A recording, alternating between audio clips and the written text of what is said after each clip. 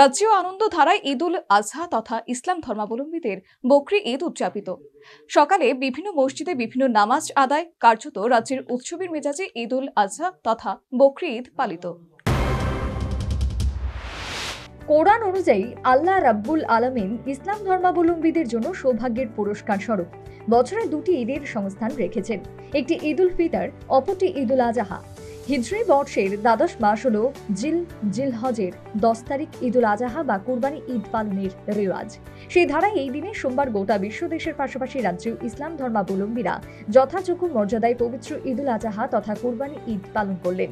ঈদ উল আজহা পালন উপলক্ষে এদিন সকালে রাজধানী আগরতলার গেরুনিয়া মসজিদে ইসলাম ধর্মাবলম্বীরা বিশেষ নামাজ আদায় করলেন। বয়সের ব্যবধানকে বর্জন করে কার্যত এক্ষেত্রে ইসলাম ধর্মাবলম্বীরা ভক্তি শ্রদ্ধা সহকারে নামাজ আদায় করেছেন। নামাজ পাঠ করেন মৌলানা আব্দুল রহমান। এই ঈদ উল আজহা তথা কুরবানি ঈদের প্রেক্ষাপট বর্ণনা করলেন মৌলানা আব্দুল রহমান। আজকে পবিত্র ঈদ উল আজহা বা কুরবানির ঈদ। আজ থেকে প্রায় 5000 বছর পূর্বে হযরতে ইব্রাহিম আলাইহিস সালাম নামক একজন মেসেঞ্জার অফ গড বা প্রফেট ছিলেন। 90 বছর বয়স পর্যন্ত ওনার কোনো সন্তান ছিল না। 90 বছর বয়সের পর আল্লাহর কাছে বিশেষ প্রার্থনার মাধ্যমে অলৌকিকভাবে একটি সন্তান জন্ম হয়, যার নাম রাখা হয় ইসমাইল। তার 12 থেকে 13 বছর বয়স হওয়ার পর আল্লাহর পক্ষ থেকে নির্দেশিত হন তার প্রিয় একমাত্র সন্তানকে আল্লাহর রাস্তায় বিসর্জন করার জন্য, কুরবানি করার জন্য। তিনি প্রস্তুত হন, ছেলেও প্রস্তুত হয়। আর সৌদি আরবের মক্কার মিনার ময়দানে ছেলেকে কুরবানি করার জন্য নিয়ে যান এবং ছুরি চালান, কিন্তু ছুরি চলে না, কার্যকরী হয় না। আল্লাহর পক্ষ থেকে ঘোষণা হয়, ইব্রাহিম, তোমার ছেলেকে কুরবানি করা এটা উদ্দেশ্য ছিল না, এটা একমাত্র পরীক্ষা ছিল।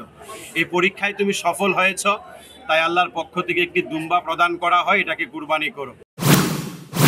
শুধু তাই নয়, ঈদ উল আজহা ত্যাগের উৎসব বলেই জানালেন মৌলানা আব্দুল রহমান এবং এই ত্যাগের উৎসবের দিনে সকল অংশের মানুষকে তিনি শুভেচ্ছা জানান। এটা একটা ত্যাগের উৎসব। এই উৎসবের দিনে মূলত ঈমানওয়ালা মুসলমানরা নিজের প্রিয় বস্তু অর্থাৎ কোনো একটা পশুকে আল্লাহর রাস্তায় কুরবানি করে নিজের মনের ভিতরে যত খারাপ কার্যকলাপের, আনসোশাল কার্যকলাপের মন মানসিকতা আছে, এগুলাকে স্যাক্রিফাইস করার, উৎসর্গ করার, কুরবানি করাই হলো মূলত উদ্দেশ্য। এই উদ্দেশ্যকে কেন্দ্র করে যখন একটা মানুষ কুরবানি করবে, মূলত একটা সৎ আদর্শ মানুষ হওয়ার এর একটা প্র্যাকটিস বা অনুশীলন। এবং এই কুরবানির উদ্দেশ্য শুধুমাত্র মাংস খাওয়া নয়। এই কারণে কেউ যদি মাংস খাওয়ার উদ্দেশ্যে কুরবানি করে, তাহলে ধর্মীয় মতে তার কুরবানি আদায় হবে না, বিশুদ্ধ হবে না। এই কারণেই কুরবানি করার পর কুরবানিকৃত পশুর মাংস 3 ভাগে ভাগ করতে হয়। 1 ভাগ গরিব অসহায়দের, 1 ভাগ আত্মীয় স্বজনদের, 1 ভাগ নিজেদের জন্য। তাই এই কুরবানির ঈদের মধ্যেও একটা মানবিক দিক লুকিয়ে রয়েছে।